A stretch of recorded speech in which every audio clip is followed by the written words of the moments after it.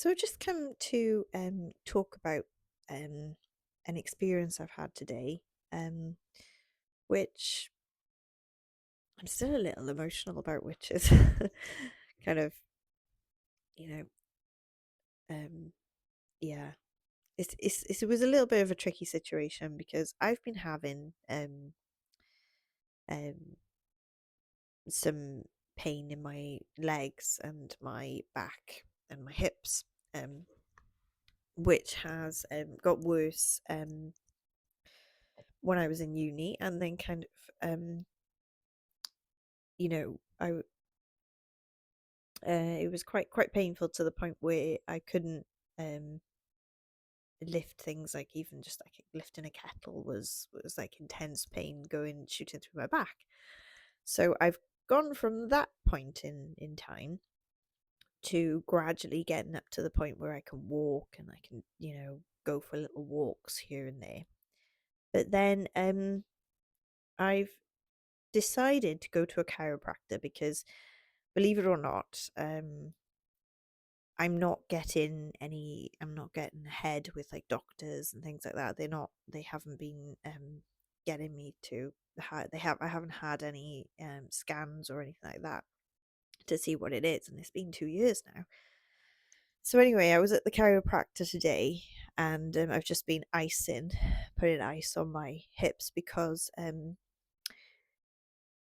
what happened was I was I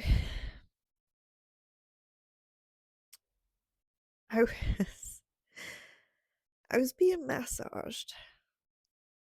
And I think this is really good to share because it's like an example of what sometimes I find difficult, which is they were massaging me and then they were asking me like the levels of pain that I was feeling. So they were going, from like 1 to 10, where would you say this pain is? And I was kind of saying it was a 4 to a 5, but all of a sudden, and I don't know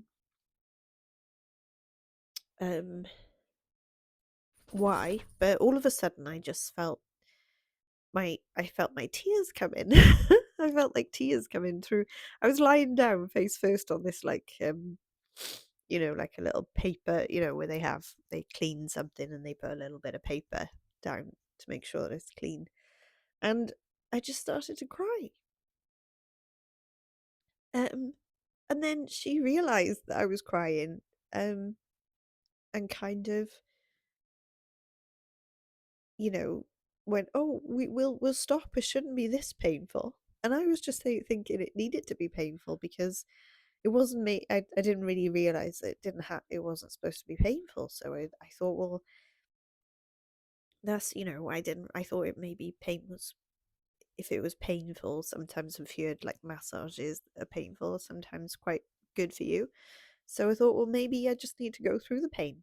So she actually then said it shouldn't be that painful. So I was really confused, but um it was interesting because she said, "Oh, maybe your pain is more because obviously, you know, those pain levels, I wouldn't be feeling them like that." And I wondered if maybe I was describing the pain incorrectly. And it makes me think about interoception because I have extremes of sometimes not having any pain at all, which was when I was younger. I had a lot of, like, people would say you should be feeling pain, and I wouldn't be feeling pain. And then now I have an almost a hypersensitive to pain. And I don't know if that means I'm not in pain or I am in pain, and I find it very difficult to communicate pain. And I when people start throwing numbers at me, I'm like, well, I don't know. I don't know. So this kind of made me realize the things that can kind of um that autism can affect, is trying to communicate what you're feeling and your pain. And I didn't feel anything um until I started to cry, which I thought was that's ridiculous, isn't it? I didn't feel anything. I didn't say anything. I just started to cry. And it was like I didn't know how to communicate what was going on. But it was really painful looking back.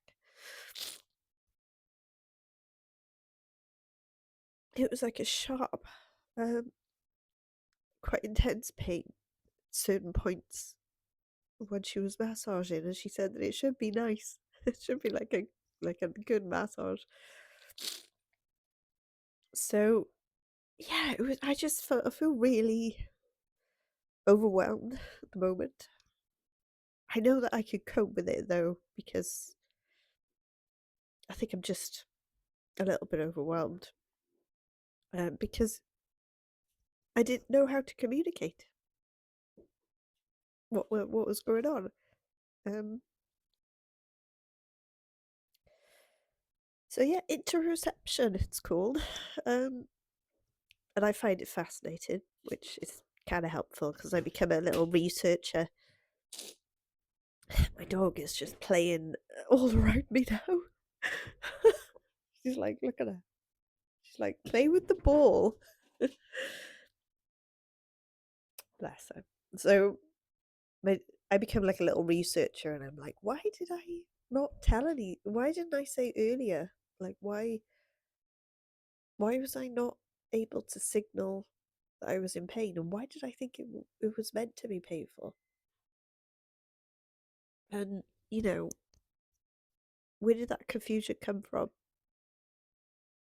It's something that I struggle with at doctors when they give you numbers and they go, "Ooh, on a scale of 1 to 10, tell me what you're what you're feeling," and I'm like,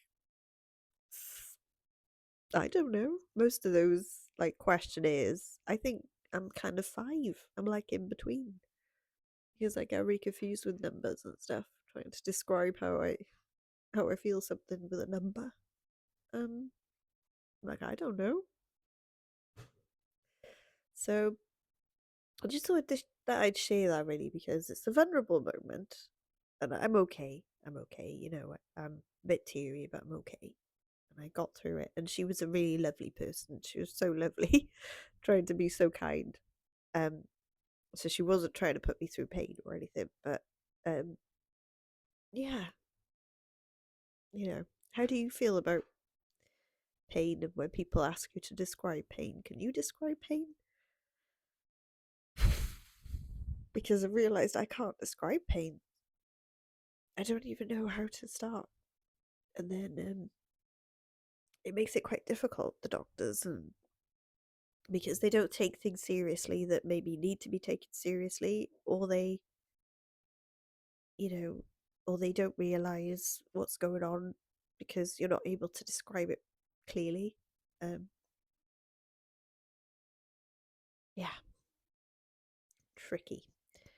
So I'm gonna look into that and see if I can maybe improve how I communicate my pain. But I've stayed away from a lot of these things because I don't know how to communicate things. So I think maybe putting myself through a bit of exposure therapy and keep going to the doctors, keep trying to explain things until I can get it right. I suppose that's one way of doing it. So sorry, this is a little bit long there. Yeah, just thought I'd share in case anybody else feels the same.